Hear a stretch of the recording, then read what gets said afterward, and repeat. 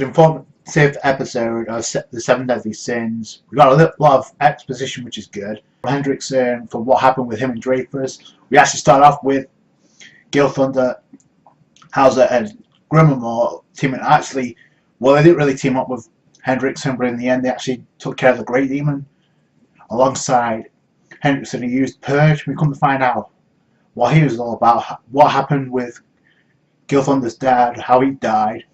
And it's kind of they encountered Flodrin, I guess the shadow demon that pretty much possessed, well, tried possessing Dreyfus.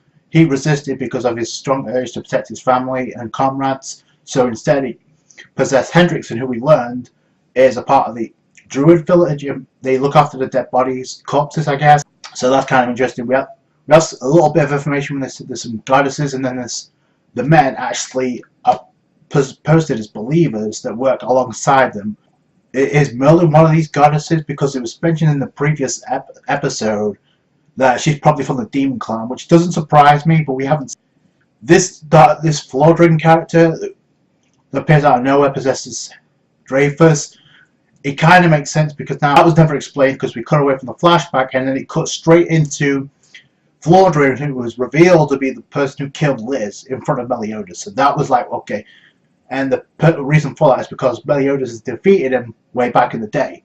I have an interesting theory about this. I don't read the manga, don't intend to because I'm enjoying the anime. But the thing about this, because Flodrin actually possessed both Hendrickson and then ended up fully possessing Dreyfus, perhaps it actually possessed Meliodas. Maybe this curse mark power that Meliodas has that is hard for him to control over.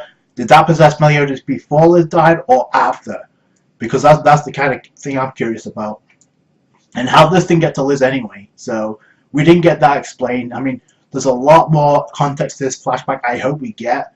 Because that's a big plot fact that was introduced. And we don't really know what happened to Flodrin. So either he possessed Meliodas, which makes sense because of his struggle battling control, or he went elsewhere and we're going to get a resolution at some point. So I'm glad to think.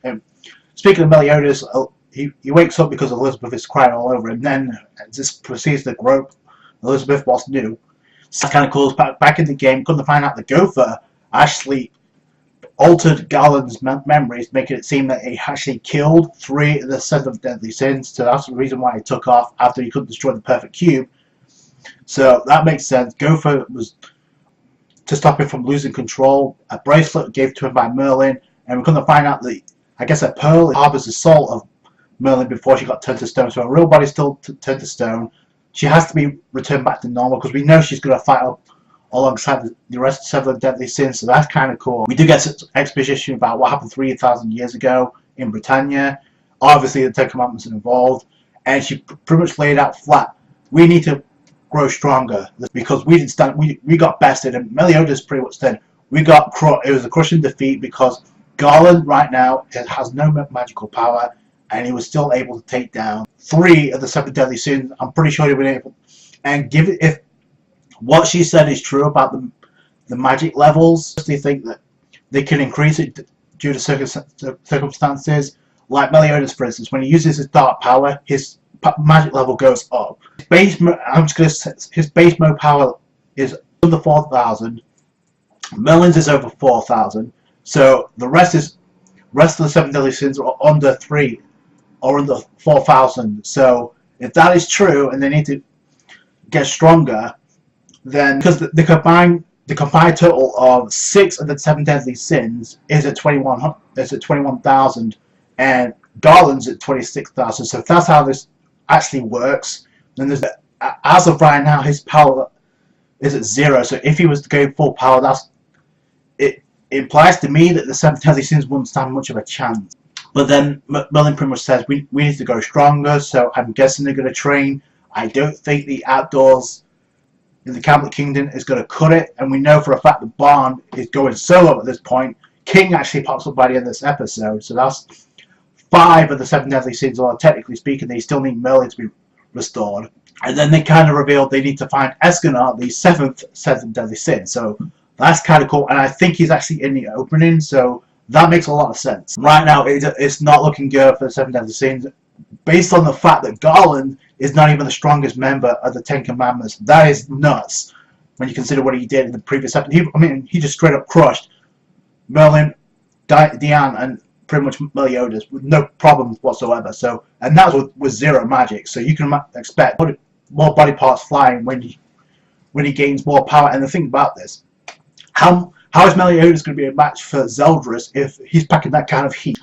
The only thing that makes sense is if they find an area similar to the Room of Spirit and Time in Dragon Ball, where they find a realm or place where they can train. Otherwise, they're going to get destroyed at this point. And even if Bond does show up, how are they going to match up against the Ten Commandments? Plus, if you noticed in the opening, I could be just way off track here, but in the opening, it looks like they're battling in a wasteland. Like there's a lot of mountains in the background, so either most of Britannia gets destroyed, and that's where they end up, or they go to a different realm. I could be dead wrong on that. If they were to train elsewhere to gain enough power to stand up to the rest of the Ten Commandments. By the way, they're going. Well, we saw 3 members reveal that pretty much soul eaters at this point because they can snatch souls of humans. I don't know if that makes them stronger. If that's the case, then that's going to be a problem.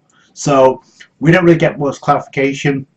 We get some character moment for Arthur and I guess for Elizabeth, because they was pretty much told, yo, you guys need to get stronger too because we're going to need you as well. Elizabeth says, yeah, I can't do much, but I'll do what I can. Arthur's not so much, and that kind of disappoints me a little bit because he was so distraught at the fact that he couldn't do anything to help out Merlin, but then Merlin literally just stated, to help us out, and he pretty much states, you're overestimating me because I couldn't do anything to protect the people I care about, and I'm pretty sure Merlin saw something inside of Arthur that may turn out to be actually an asset, because remember in the first season he traded swords with blades with pretty much Hendrickson, so that's no small feat. So, and on top of that, Merlin would not have protected both Elizabeth and Arthur if he wouldn't be a valuable asset. So I'm just going to lay that out there. So they're definitely going to be a key element in this fight. I'm pretty sure Elizabeth's going to do something, maybe with her powers. I thought she was going to actually heal up Meliodas. We don't really get to see what happened because they already got patched up.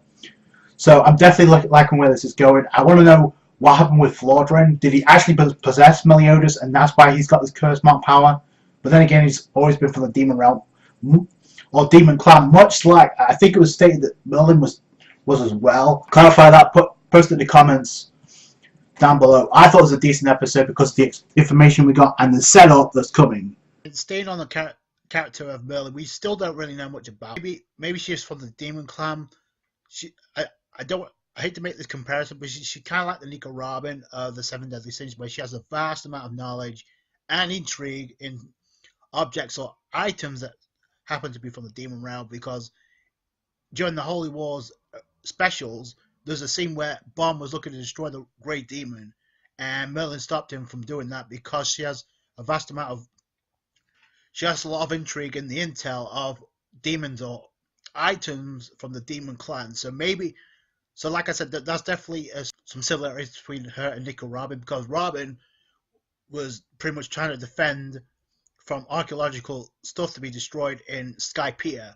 So I thought that was kind of interesting too. Secret Treasure was kind of cool. She can inhabit a soul into a I guess a pearl, but how she could be restored, that remains a mystery to me. King at the end of the episode returns looking to find Diane so he can confess to him, but unfortunately it looks like Diane's got partial amnesia because she doesn't remember who King is, apparently, or the fact that she confessed her feelings for King. So that's going to be a problem, unless she remembers in the next episode. So I can't wait for that. That's it from me. Thanks so much for watching. Like this review if you did appreciate that. Subscribe to for more 7 Deadly Sins. Catch you guys later. Bye.